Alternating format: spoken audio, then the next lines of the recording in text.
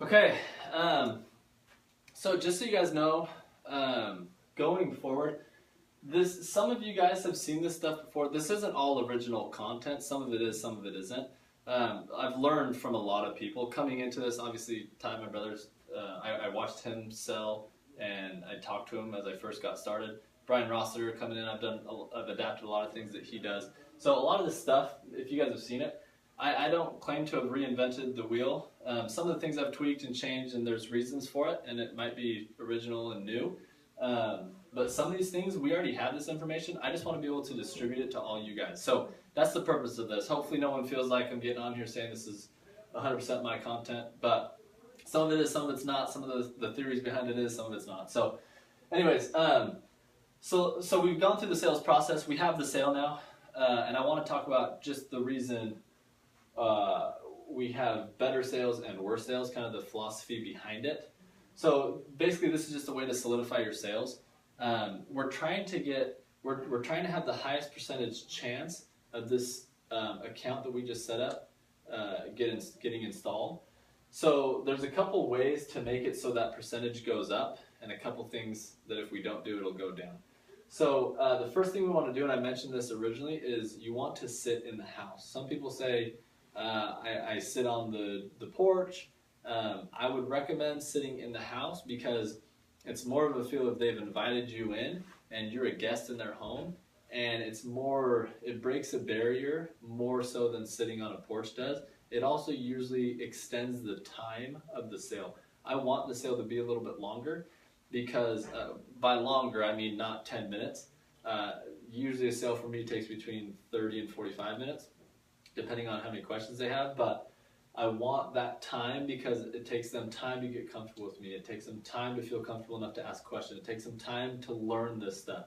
I'm telling them it 2, 3, 4 times before they actually learn it, and they just have to have time to do that. So sitting in the house is one. I will make sure if they tell me no, or if they say, oh yeah, we got a table out here, I'll say, do you have somewhere like to sit? I can set something and just kind of explain it to you real quick.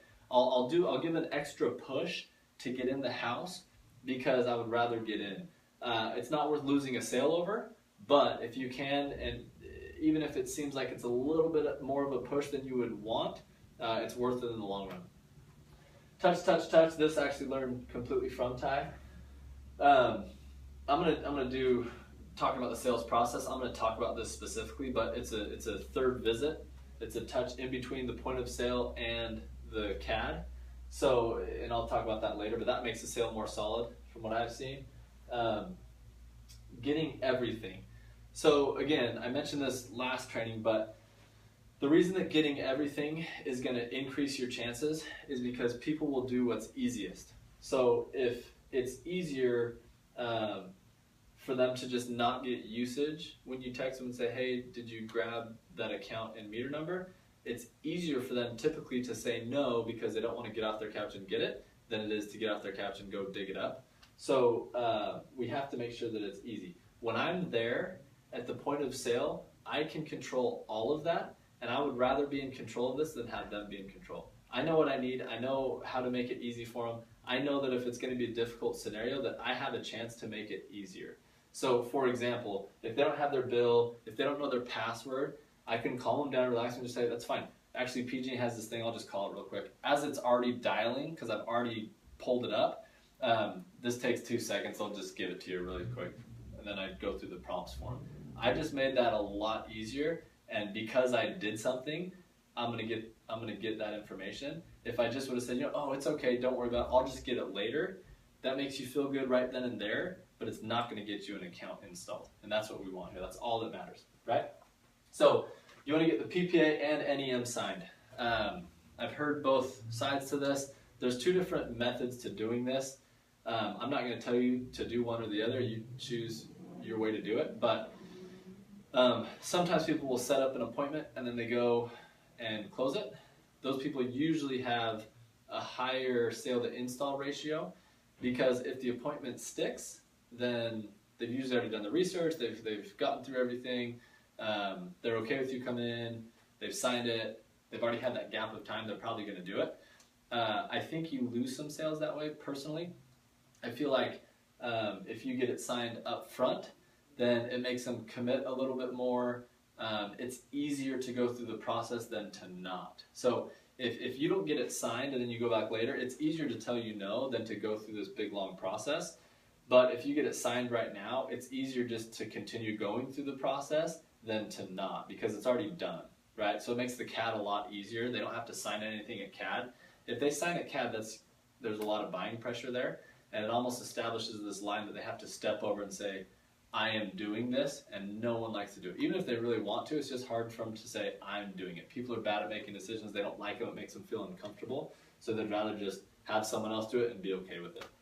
So get that signed, first visit, site survey, obviously get a site survey, usage, we've already talked about, and then payment. You guys saw how I did payment. I'm actually okay with payment not getting done every time. I don't push payment personally. That's not something that I feel like is a deal breaker. I can get that later at CAD just as easily as I can.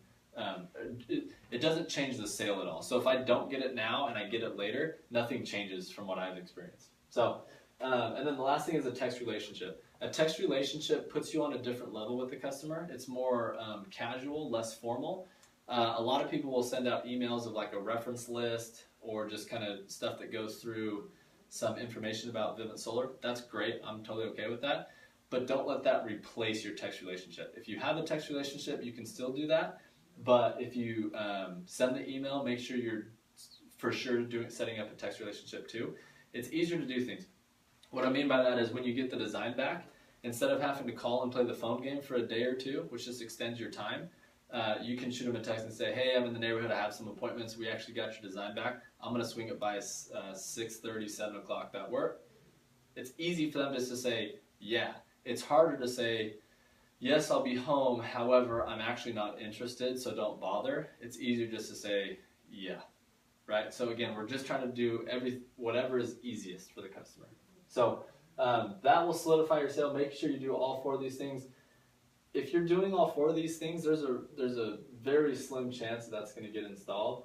I would bet that most of the accounts that you have that don't get installed are missing one of these things. So